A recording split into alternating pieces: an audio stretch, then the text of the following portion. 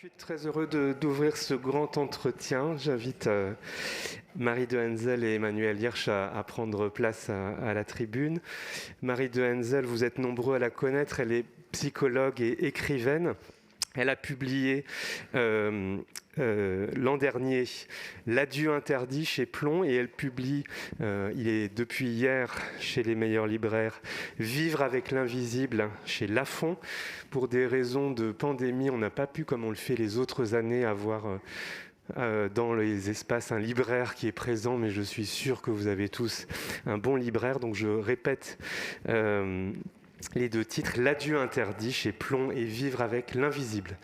Emmanuel Hirsch, je ne le représente pas, mais il a dirigé en septembre 2020 ce qui était une première synthèse des réflexions sur la pandémie, un ouvrage qui s'appelle Pandémie 2020, éthique, société, politique, un ouvrage volumineux, 820 pages, 130 contributeurs, septembre 2020, une première somme. Et puis, il a publié 2 ouvrages qui se font écho en janvier et ces jours-ci. En janvier, La démocratie confinée, l'éthique, quoi qu'il en coûte.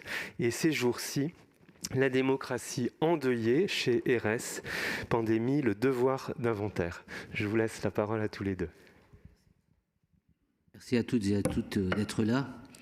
Puis un mot juste pour remercier Perrine Malzac de son intervention et de dire à quel point on est content de cette collaboration depuis le début de nos universités d'été avec l'espace éthique méditerranéen, PACA. Ça nous a beaucoup apporté. Je voulais aussi dire au professeur Pradier à quel point on apprécie la collaboration qu'on a débutée il y a quelques mois avec la ville de Nice et sa manière d'appréhender, on l'a vu quand il parlait des quartiers défavorisés, la santé publique d'une manière très incarnée, d'une manière très militante. Voilà, c'était juste pour la jonction entre cette première intervention qu'on a eue ce matin et puis notre intervention. Je dois aussi déclarer un conflit d'intérêts. J'espère que ça ne fera pas trop de peine à ma femme, mais j'aime Marie de Henzel. C'est-à-dire, je le dis franchement, alors on pourra dire le mot amour, est-ce qu'il n'est pas trop fort? Pour moi, c'est une personnalité iconique dans le domaine de l'éthique, parce que depuis qu'on se connaît, on se connaît depuis quand même quelques années, depuis que je connais Marie de Henzel, je vois une personnalité extrêmement engagée. C'est-à-dire, et on le voit à travers, ne serait-ce que dans son dernier livre, c'est pas anecdotique que dire je vais parler de nos invisibles, de vivre avec nos invisibles. Qu'est-ce que ça représente quand on est confiné, par exemple, on en parlera tout à l'heure, et de dire qu'on est avec nos invisibles, ceux qui ont compté pour nous, ceux auxquels on pense. Pour moi, pourquoi elle est iconique? Parce qu'elle a toujours été dans la transgression. Alors je sais qu'avec Fabrice, on discute, est-ce que vraiment faire de l'éthique, c'est dans la transgression, dans la provocation, le pas de côté? Elle a toujours été là où on ne l'attendait pas. Et c'est une figure importante de la psychologie, mais elle ne caricature pas la psychologie. Elle est toujours dans une relation bienveillante, dans une relation d'écoute, et avec une intelligence, une profondeur qui nous fait aller là où on n'attendait pas, qu'il y avait du possible, qu'il y avait de la pensée, qu'il y avait de la réflexion et une capacité d'agir. Elle est aussi transgressive parce qu'on l'a déjà évoqué avec François Mitterrand, elle a réussi à impulser la démarche des soins palliatifs. Elle commence en France la démarche des soins palliatifs dans les années 80 et le moment emblématique, c'est quand même la création de la première unité de soins palliatifs, 87, à la Cité universitaire. Et s'il n'y avait eu pas cette impulsion, aujourd'hui on ne parlerait pas comme on parle des soins palliatifs, quel que soit le travail pionnier des personnalités qu'on aimait tous et qu'on aime encore, Michel Salamagne, René Sobagliano et tous ceux qui sont les historiques. Mais à un moment donné, il y a eu Marie de Henzel, il y a une unité de soins palliatifs. Rappelez-vous que la première unité de soins palliatifs qui va suivre, c'est 89. On est pionnier. Il y a surtout un livre que j'imagine la plupart d'entre vous ont lu ou devraient lire, c'est La mort intime. Et vous voyez, rien que le fait du titre, La mort intime. Il faut se rappeler qu'à l'époque, on était dans la culture de l'euthanasie, des cocktails lithiques, choisir sa mort, Pierre-Vincent Ponté, je ne vais pas vous refaire l'histoire, mais c'est un moment fabuleux, important, où on restitue, j'allais dire, à la dimension du départ, à la dimension de l'accomplissement jusqu'au bout de son itinéraire de vivant, on restitue une dimension politique, mais aussi une dimension familière, l'intimité, la relation à l'autre, tout ce que certains ont caricaturé, puisque quelquefois la symbolique des soins palliatifs, c'est on met la main sur le front, et puis la main dans la main, et c'est ça l'accompagnement. Alors qu'il y a une approche il y a une reconnaissance de l'autre et une manière peut-être pour l'autre d'aller jusqu'au bout d'un parcours et peut-être de se révéler dans ces derniers instants comme il n'a jamais été. Vous voyez, pour ces raisons, comme bien d'autres, et aussi un livre qui m'a beaucoup passionné, quand avec le vieillissement, on vieillit, Marie s'est engagée, j'allais dire, sur une réflexion sur la sexualité des personnes âgées. Reconnaître la personne dans la dimension, dans sa dimension globale, toute l'appartenance. Alors elle en parlera peut-être, si on a décidé, on vous fait une confidence, ça va faire plaisir à Fabrice Zil, qu'on va passer 6 heures avec Marie de Henzel à discuter, et vous avez des plateaux repas qui vont être distribués. Mais ce qui me plaisait, c'était le côté provocateur, quand elle est intervenue, comme elle l'a fait, sur des personnes âgées peuvent avoir une vie, peuvent avoir une vitalité, peuvent avoir de l'envie, peuvent avoir du plaisir, peuvent avoir tous ces éléments. J'ai fait cette introduction parce que je voulais dire qu'il y avait effectivement un conflit d'intérêts. Je viens comme vous l'écouter, et toujours avec beaucoup de bonheur. On a choisi d'abord d'intervenir, non pas par rapport au thème, vous avez remarqué qu'il n'y a pas de présentation de notre intervention, parce qu'on savait très très bien qu'on improviserait un petit peu en fonction du contexte. Le premier point que je voulais que Marie aborde, c'est la question de la relation. Hier, et on a eu dans l'intervention importante de Fabrice Zil, qui a parlé de l'être de relation. Et on l'a vu à travers différentes interventions, ce qui nous a le plus meurtri finalement par rapport à la pandémie, aux décisions qui ont été prises avec le premier confinement, le 17 mars, c'est mettre entre parenthèses la relation interindividuelle, privilégier la distance, et j'allais dire la défiance de l'autre, voir que dans les EHPAD, qui étaient des lieux de vie, ce qui était la vie des EHPAD a été mis au pilori, au point que c'était plus que la mort qui prédominait dans des préoccupations avec tout ce qu'on a vu dans les phénomènes de glissement, dans tous ces syndromes qui se sont développés.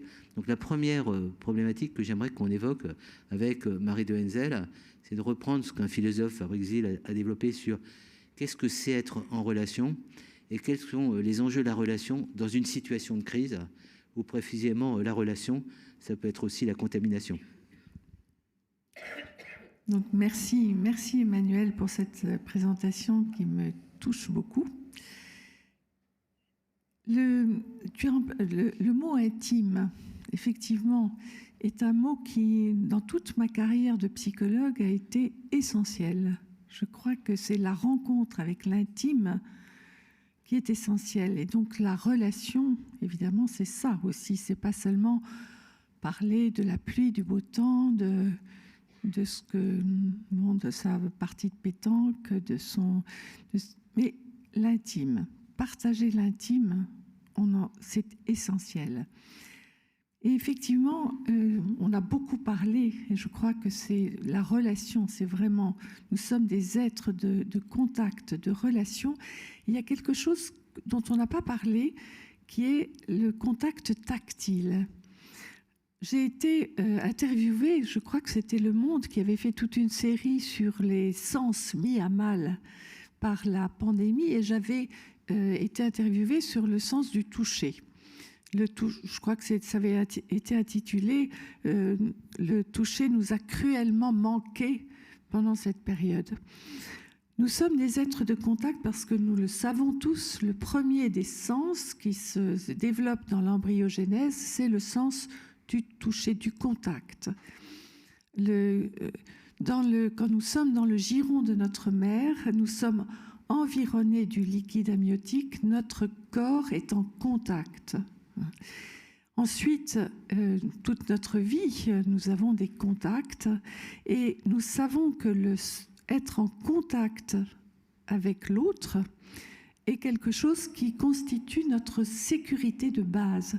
J'ai, parmi les formations que j'ai faites, qui n'est pas seulement ma formation de psychologue clinicienne, mais j'ai eu une formation d'aptonomie, la science du contact, j'ai découvert justement que cette capacité que nous avons tous, que les Grecs appellent l'apsis, H-A-P-S-I-S, apsis, la faculté de sentir, de percevoir au-delà de soi, c'est ce qui constitue notre sécurité de base. C'est parce que nous avons cette faculté de sentir au-delà de nous, ce que d'ailleurs Merleau-Ponty appelait le prolongement miraculeux du corps. c'est quelque chose que nous avons exercé lorsque nous étions dans le giron de notre mère. Ensuite, dans les soins donnés aux nourrissons, que nous avons tous eus d'ailleurs, et notre peau a gardé mémoire de cela. Nous savons que la peau a une mémoire. C'est ce qui nous a donné notre sécurité de base. Imaginez ce que ça peut représenter pour une personne âgée, vulnérable, fragile, pour qui ces contacts sont essentiels, ce que ça peut représenter que d'être du jour au lendemain privé de ces contacts qui leur permettent de trouver un tout petit peu, de retrouver un tout petit peu cette sécurité de base. Eh bien, on comprend que c'est qu'en les privant de cela, on les a en fait tués. J'assume de dire cela, car on ne peut pas vivre sans contact. Et ce n'est pas seulement le contact des yeux ou le contact de la voix, bien sûr, ça joue aussi, mais c'est vraiment ce contact tactile est essentiel. Et donc ça, je voulais vraiment le dire parce que notre réflexion qui est tous ces jours-ci sur la suite, et si ça recommence, et si voilà, il y a quelque chose là à préserver. Hein. Et il y a une question que je me suis posée, d'ailleurs, je n'ai jamais eu la réponse. Pourquoi dans les EHPAD, alors qu'un inconnu, une inconnue pouvait venir faire la toilette d'une personne âgée, confinée strictement dans sa chambre, pourquoi est-ce qu'une famille qui était demandeuse, toutes ne l'étaient pas évidemment, mais quand quelqu'un était demandeur de venir participer à la toilette ou au repas avec les mêmes protections que les soignants, pourquoi est-ce qu'on leur a interdit ? Je ne comprends pas. Ce qui était possible avec un étranger ne puisse pas être possible avec un proche.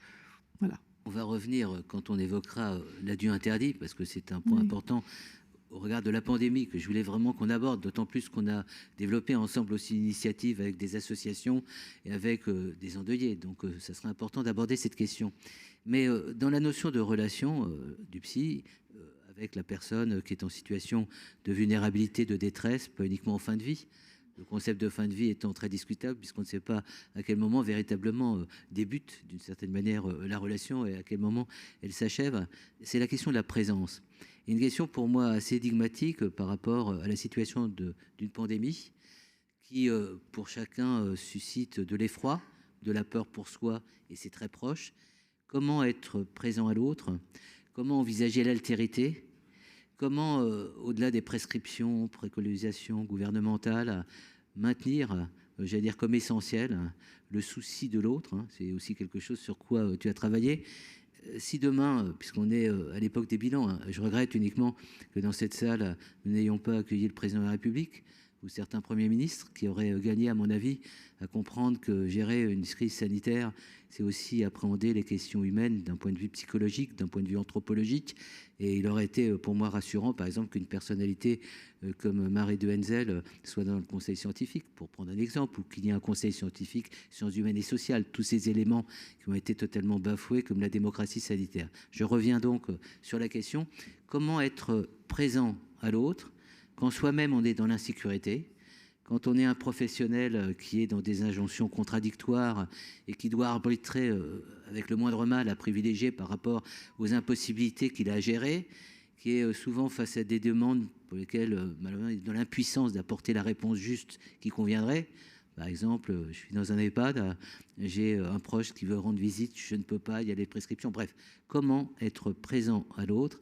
Et deuxième point, et c'était aussi dans un rapport que tu avais fait pour Jean-François Mattei sur la fin de vie, comment développer un souci, une précaution, mais qui n'est pas en termes sanitaires, vis-à-vis de l'autre, lorsqu'on est dans des situations aussi limitatives et qui nous amputent quelquefois de la capacité d'aller vers l'autre. Bien sûr, là tu pointes effectivement, je dirais, ce qui a été le dilemme des soignants qui avaient peur, effectivement, comment être présent à l'autre quand on a peur, quand soi-même on est en insécurité. Parce que j'ai parlé de cette question de la sécurité de base, on a été très insécurisé, ça a été beaucoup dit ces jours-ci.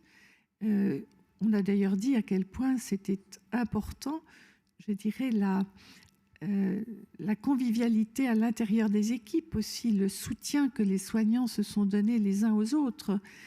C'était fondamental aussi, le soutien aussi que certains soignants ont trouvé auprès des familles, parce qu'il ne faut pas oublier que dans certains EHPAD, les familles ont été aussi très rassurantes pour les... Donc, on a eu cette responsabilité les uns vis-à-vis des autres de nous donner, de nous contaminer de sécurité.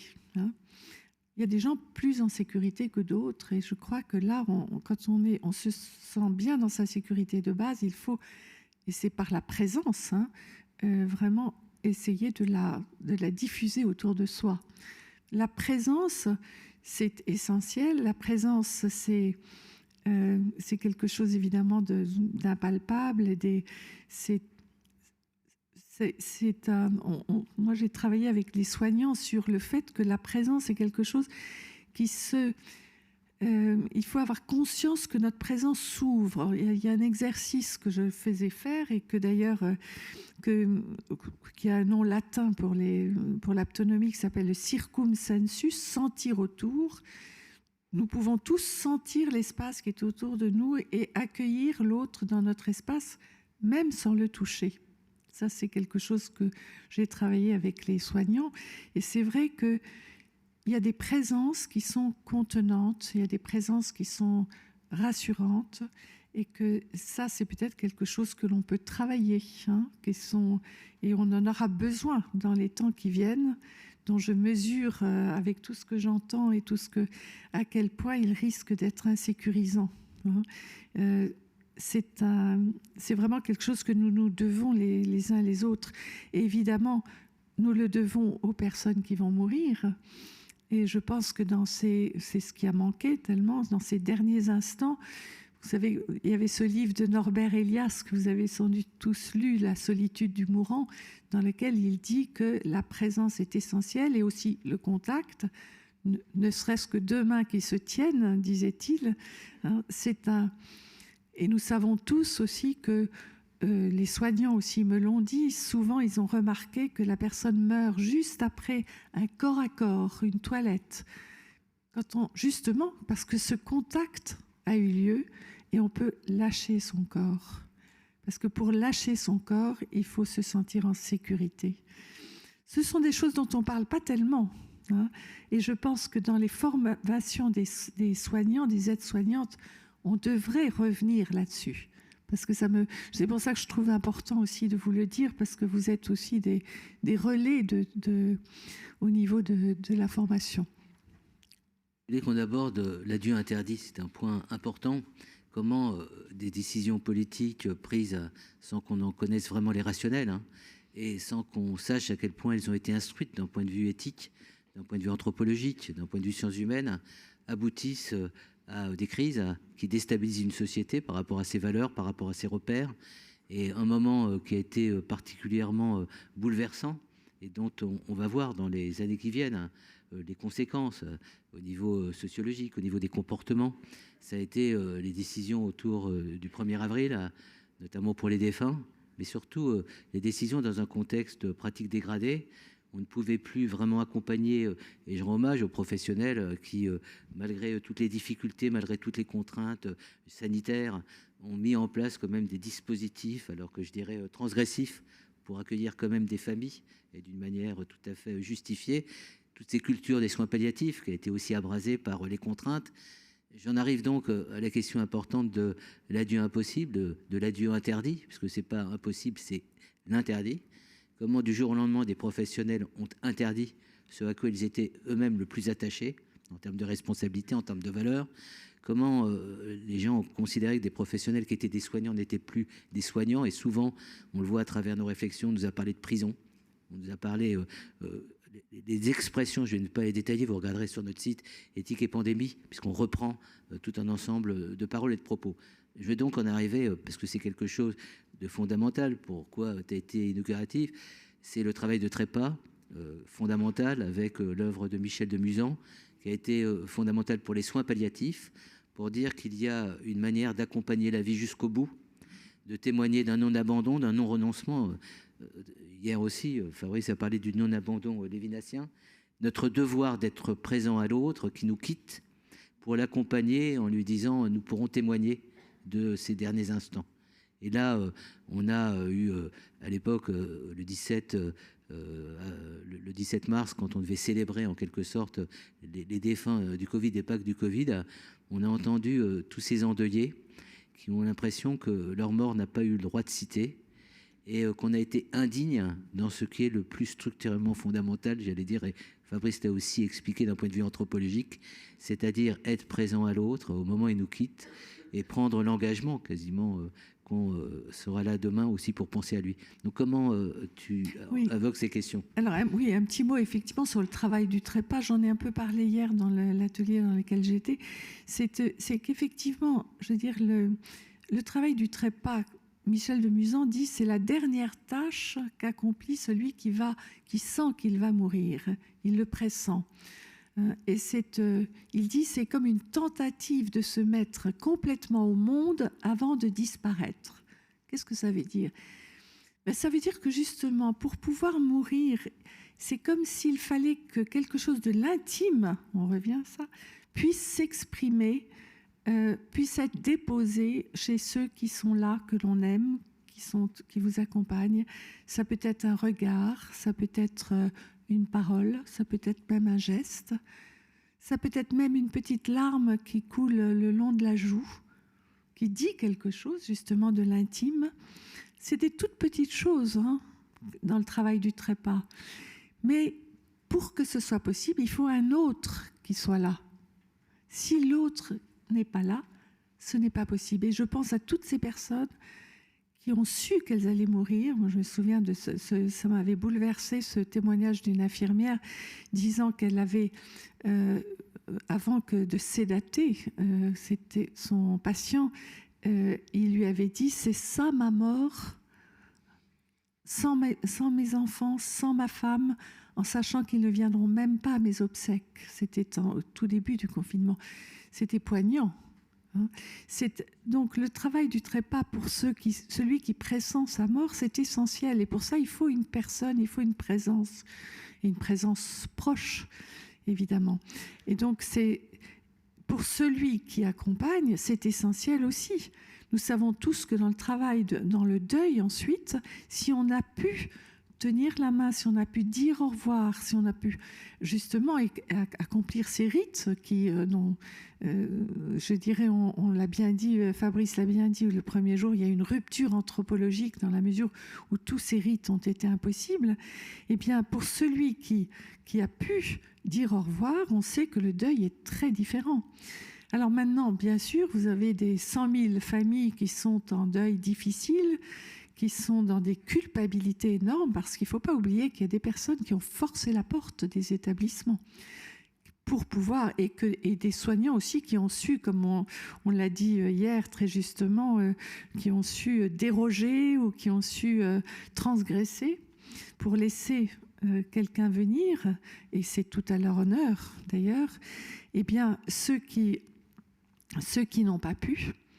dans ce livre, L'adieu interdit, j'ai un chapitre sur une lettre aux endeuillés dans lequel je les invite vraiment à inventer un rituel avec toute une organisation de symboles, parce qu'on sait qu'il y a une efficacité symbolique des rites, une photo, une bougie, un temps consacré à cela, un lieu peut-être, aller au cimetière ou dans un jardin de famille, enfin, et parler aux morts, lui dire ce qu'on aurait aimé faire, ce que l'on aurait aimé, tout ce que l'on n'a pas pu faire parce que ça a été interdit, et justement se dire que ce n'est pas sa faute. Il n'y a pas de culpabilité à avoir. La culpabilité, elle est au niveau de nos dirigeants, de nos décideurs. Les familles ne doivent pas être coupables, mais pouvoir dire tout cela, le dire à haute voix. Ça peut être seul, ça peut être un rituel seul, ça peut être un rituel collectif, familial, mais c'est tout à fait essentiel de le vivre. Et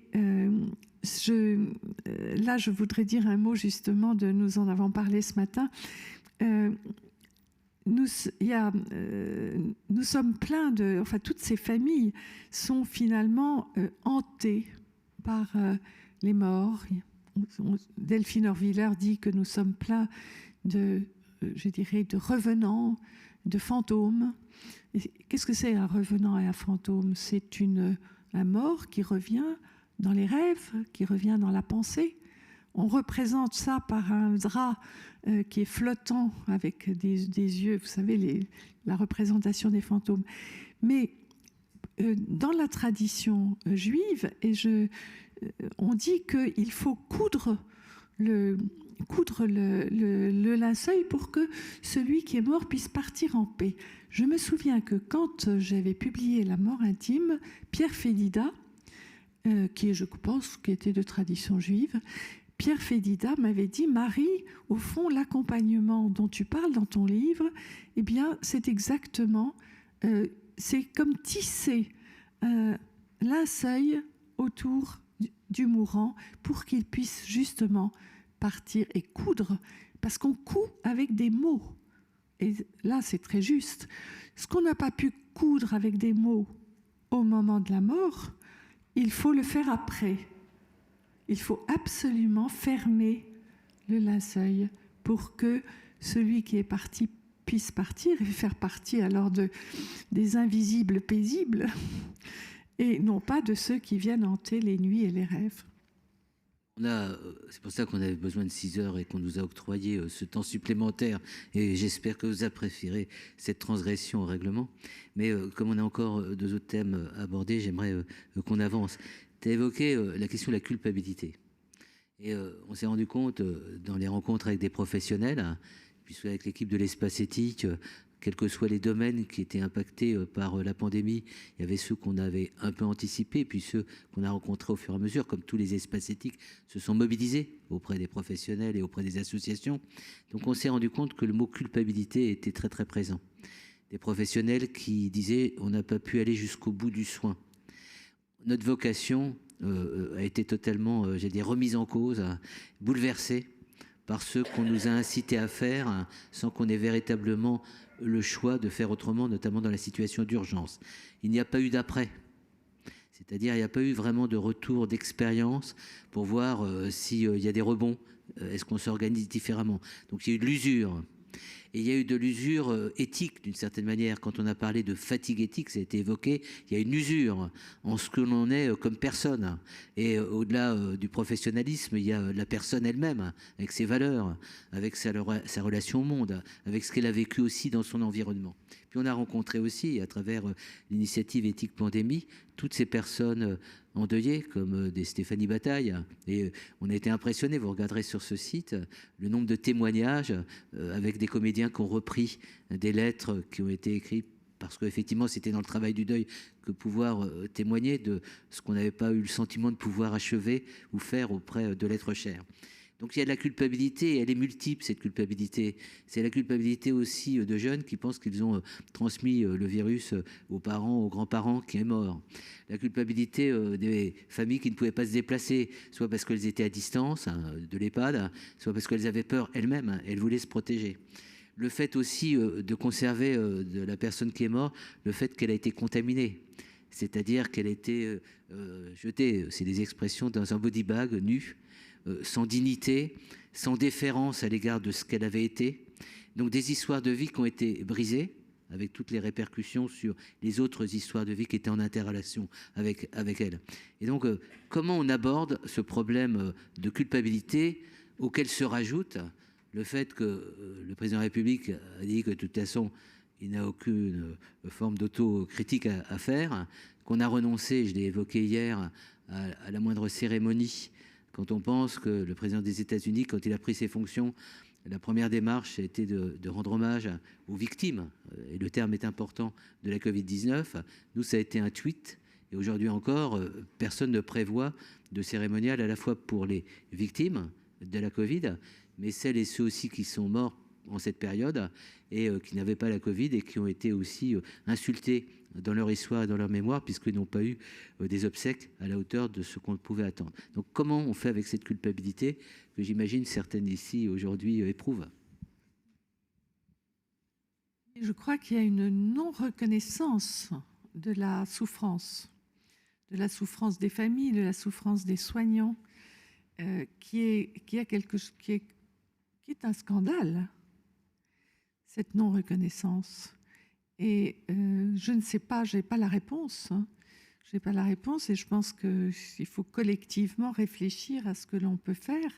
Parce qu'effectivement, je sais que les psys, tous mes collègues psys qui ont des cabinets et qui reçoivent toutes ces personnes en deuil, qui quelquefois n'ont jamais consulté avant et qui pour la première fois de leur vie vont consulter un psy parce que justement c'est trop lourd à porter.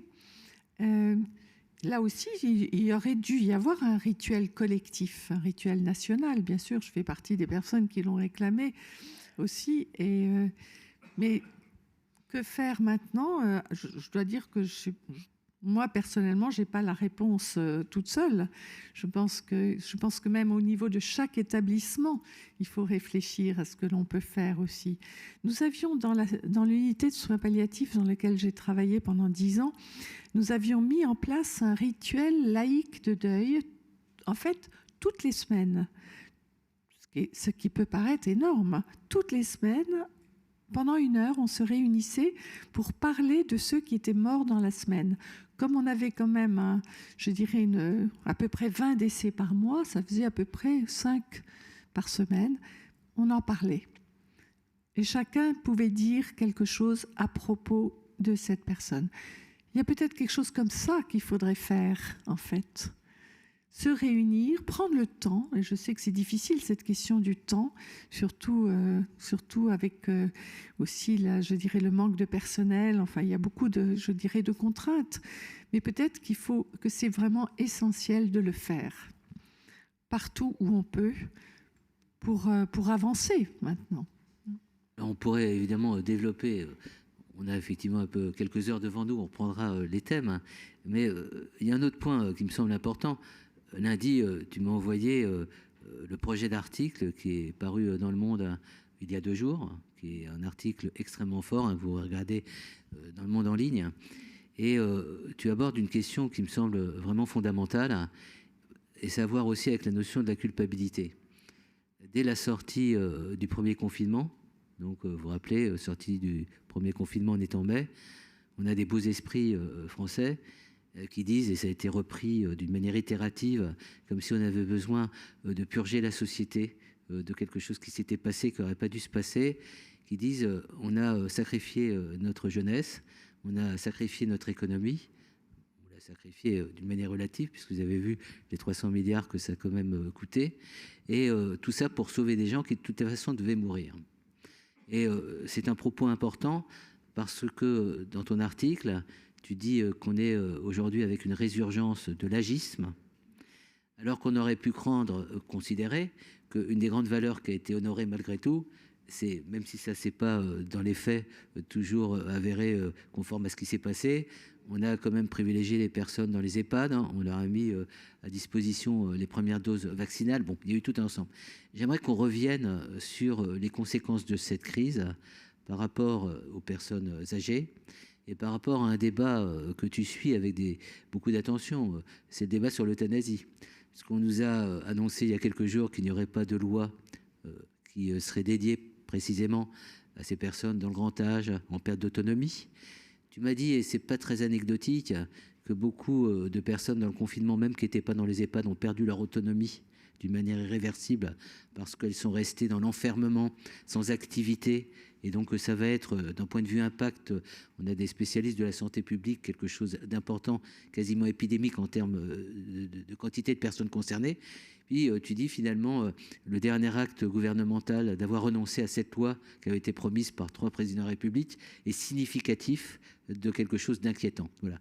Je dis, j'ai mis un peu sur la table bien des questions qui convergent par rapport à comment tu te situes par rapport à ce qui se passe aujourd'hui. Qu'est-ce que ça dit de notre société d'un après-Covid ou d'un avant-prochain Covid?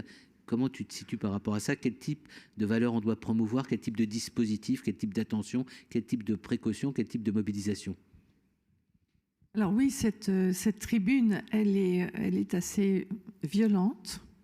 Je dirais, bon, j'en ai conscience, mais je me suis dit, si je ne dis pas ce que je pense, maintenant, un jour, ça sera trop tard. Parce que je mets en relation l'abandon de la loi grand âge, qui était une loi qui, justement, s'intéressait à la prévention. Et par rapport à la prévention, il ne faut pas oublier que toutes les personnes de plus de 70 ans qui ont eu peur, qui ne sont pas sorties, sont des personnes qui, aujourd'hui, sont en voie de perte d'autonomie. Dans les résidences-services, je ne parle pas d'EHPAD, on a évalué à 30% le nombre de personnes qui, dans les mois et les années qui viennent, vont être en perte d'autonomie parce que pendant plusieurs mois, elles n'ont pas osé sortir. Parce que tout ce qu'elles avaient mis en place pour garder leur autonomie, on a beaucoup parlé de la prévention, eh bien, tout ça est tombé par terre. Donc là, il y a quelque chose dont on ne parle pas encore, mais qu'on va voir venir, et qui est donc la loi grand âge, s'occuper de la prévention, mais aussi des conditions d'assurer, de garantir un vieillir digne, une vie digne jusqu'au bout. C'est quand même ça, je dirais, qui était l'objectif de la loi grand âge. Ça fait 3 présidents de la République qui ont promis une loi grand âge et autonomie et qui y renoncent. Moi, je pense qu'il y a derrière ça, et je l'assume en tant que psy, un inconscient agiste. Je dis inconscient parce qu'évidemment, ils vont tous, à mon avis, réagir en disant mais pas du tout, justement, on a tout fait pour les personnes âgées.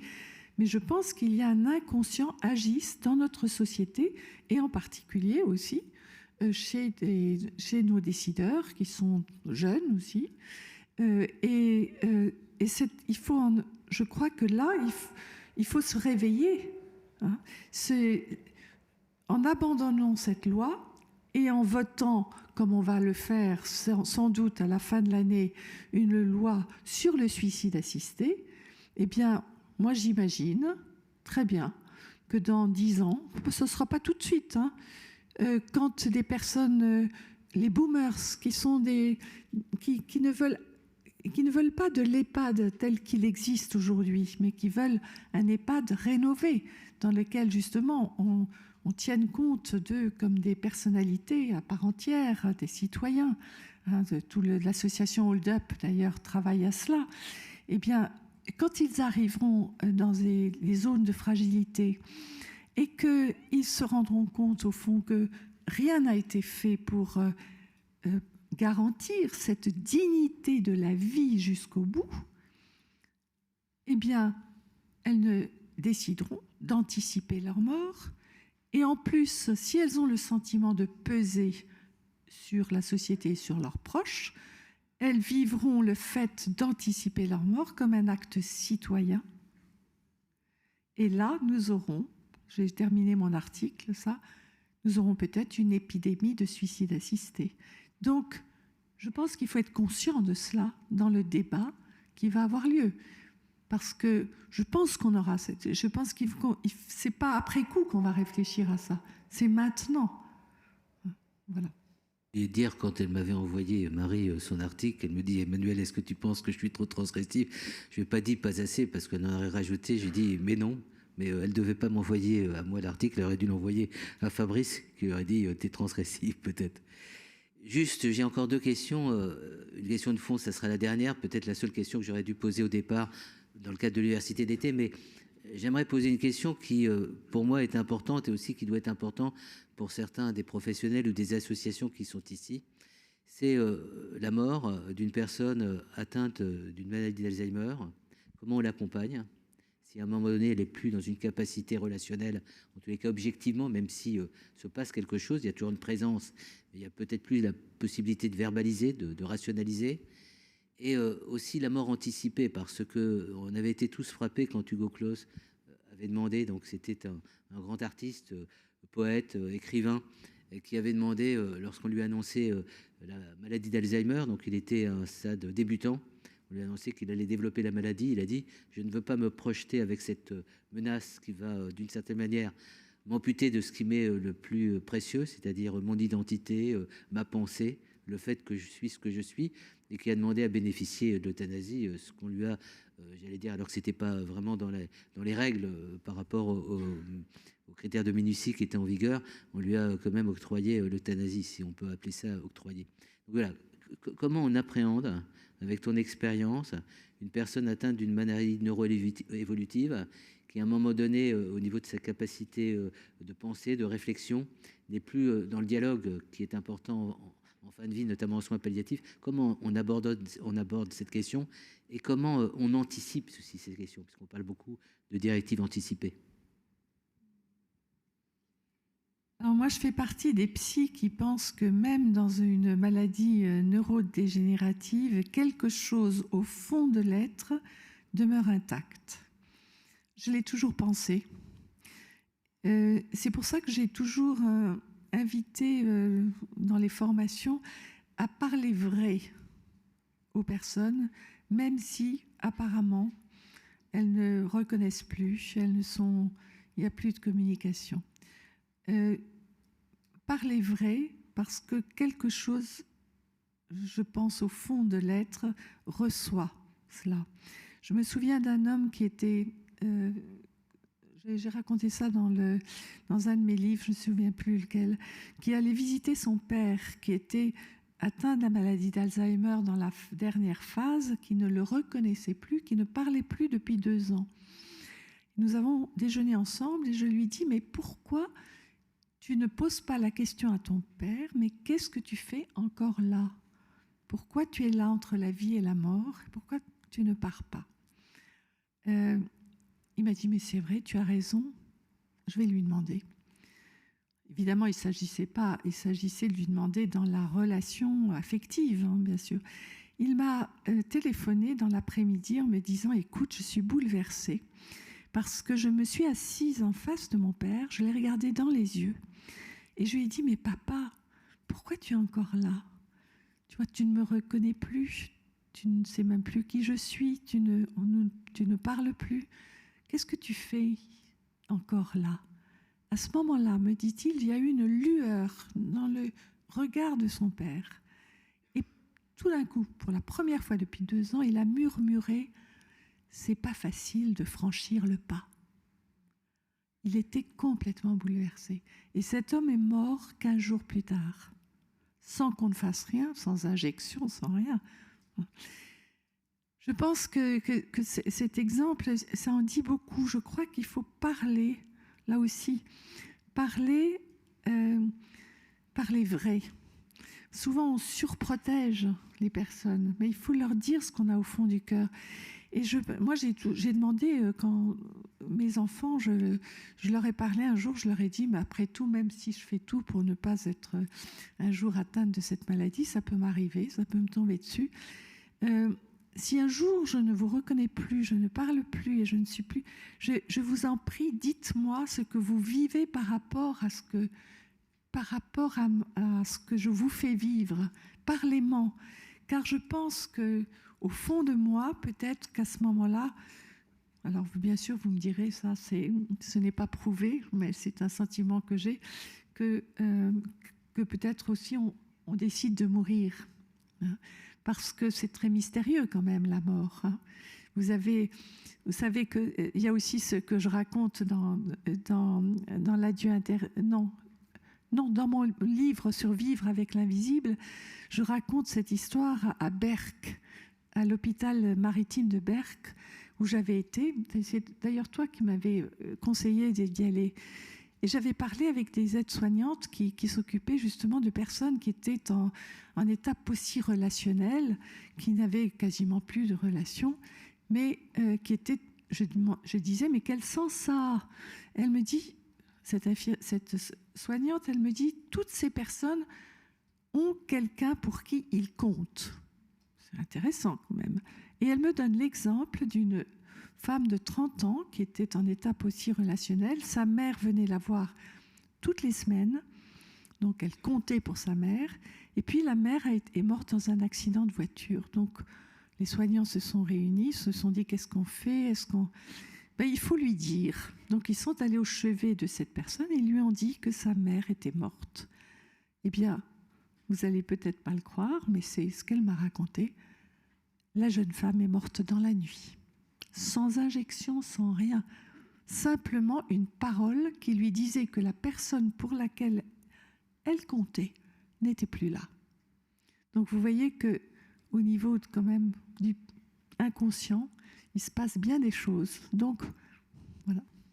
Alors évidemment, vous avez compris pourquoi je dis ça sera long, parce qu'on a déjà envie de l'écouter pendant des heures. En plus, tu es une super conteuse, tu n'es pas uniquement une psychologue, et tu sais nous faire partager la vérité, en quelque sorte, les vérités que tu as échangées avec d'autres. Alors, avant-dernière et dernière question, elles sont assez complémentaires. Tu dis souvent, quand une personne a envie de parler de sa mort, de ce qui va advenir un jour ou l'autre, on n'est pas capable d'être dans l'écoute, dans la relation, on a peur d'évoquer ces questions, ce qui crée effectivement des situations très difficiles, puisque la personne se retrouve solitaire dans une pensée qui n'a aucune ouverture, qui n'a aucune audience, qui n'a aucune hospitalité. On va dire, sans être critique, moi je ne suis pas d'analyste, je ne suis pas psychologue, ça pour une autre fois, mais qu'un certain nombre de décisions qui ont été prises par les instances gouvernementales au cours de cette pandémie, c'est à la fois de la défiance par rapport à certaines questions, de l'incompréhension ou de la peur de certaines questions de fond. Puisqu'on voit que les questions les plus fondamentales, d'une certaine manière, les questions les plus essentielles ont été probablement les questions les plus bâclées, ou j'allais dire les plus méprisées. Donc pour revenir à la question profonde que tu évoques, comment les gens qui sont ici, quand une personne a envie d'en parler, qu'est-ce qu'on fait, comment on est dans une capacité d'audience?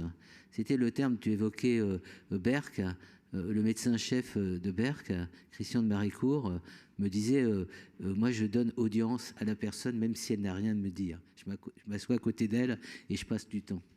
C'est ça. Je crois que trop souvent, je suis... Les personnes âgées, très âgées, ont toute la pensée de la mort dans leur tête.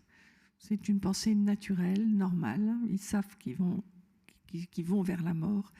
Et elles y pensent. Elles y pensent pas du tout de façon toujours forcément angoissée, pas du tout. Elles ont des questions aussi, bien sûr. Et elles ont besoin de pouvoir en parler. Et souvent, ce que j'ai remarqué, c'est que les soignants, mais les médecins, même les médecins, évitent la question de la mort. On a l'impression que si quelqu'un dit j'en ai plus pour très longtemps, ou bien mais qu'est-ce qu'elle fait la mort, pourquoi elle ne vient pas me chercher, eh bien ces personnes se trouvent en face de personnes qui bottent en touche ou bien qui prennent la fuite. Je dis il faut juste s'asseoir et dire parlons-en. Il n'y a rien à dire, on n'a rien à dire, qu'à, comme tu dis, accueillir, être à l'écoute de ce que la personne a envie de dire. C'est tout. Et à ce moment-là, la personne sort de cette immense solitude dans laquelle elle se trouve parce que la question de la mort l'habite. Dernière question avant la suite, mais la suite, ça sera probablement avec des invisibles dans un autre lieu, ou l'année prochaine, peut-être à la prochaine université d'été. On est avec cette université d'été dans un moment de transition, puisqu'il y a une pandémie qui est un petit peu souterraine aujourd'hui, qui peut réaffleurer demain. Tu rencontres demain le chef de l'État qui a décidé de tout, qui a organisé absolument tout dans la pandémie pour les réponses de la société à la pandémie. Il dit, Marie de Henzel, s'il y avait 3 points importants à prendre en compte, en retour d'expérience. Vous, avec votre expertise, le regard que vous portez sur la vulnérabilité, on ne va pas parler de politique en général, sur la vulnérabilité, sur la solitude, sur la relation, sur le sens, sur les valeurs. Si vous aviez à me donner quelques suggestions, je ne suis pas sûr qu'il soit attentif, mais admettons, prenons ce pari, qu'est-ce que tu lui dirais? Parce qu'on sait que le président de la République, ce soir, va se brancher sur notre retransmission et écoutera ce que tu vas lui préconiser. Ça, c'est une question, c'est une conclusion piège. 33 points. Je pense que encourager le cas par cas, je crois que, c'est-à-dire au fond, faire confiance à l'intuition, à l'intelligence aussi dans les institutions, des personnes. Je veux dire, on sait qu'il y a ce dilemme, ce dilemme entre la protection et la liberté. Je veux dire, c'est des questions très difficiles, on l'a bien vu, mais privilégier le cas par cas, l'humain, vraiment, toujours prendre la solution la plus humaine, qui soit privilégier le cas par cas. Et je dis aussi sortir du déni de la mort, parce que, je veux dire, on a fait que de parler de la mort, mais en fait, on n'a pas parlé vraiment de la mort. C'est-à-dire qu'on a fait comme s'il fallait éradiquer la mort. Alors, je ne dis pas qu'il ne fallait pas protéger, mais la mort fait partie de la vie. Et si on avait vraiment une société dans laquelle on vive avec la question de la mort qui n'est pas évacuée, mais qui renvoie toujours à la vie et à l'essentiel. On ne va pas à l'essentiel d'une vie si on écarte la question de la mort. Voilà, c'est ça que je dis. Merci. Pour conclure, 2 mots. Il y a quelques semaines, un des beaux événements de retour d'expérience que j'ai partagé, c'est avec SOS Amitié. Et vous savez que SOS Amitié, au niveau national, a été particulièrement saisi au cours de la pandémie, il l'est encore, et notamment par des gens jeunes qui n'étaient pas le public habituel, donc qui étaient dans une situation de détresse. Et donc, on a eu une rencontre de débriefing, si on veut, on abordait les questions d'éthique. Et je veux dire, ce qui m'a intéressé, donc il y a eu un retour d'expérience, une évaluation, et dans l'évaluation, il y a une chose qu'on reproche à Emmanuel Hirsch, c'était intéressant, tout ce qu'il nous a dit au niveau de l'éthique, mais il a l'air d'être très partie prenante par rapport au président de la République, il le met de temps en temps en cause.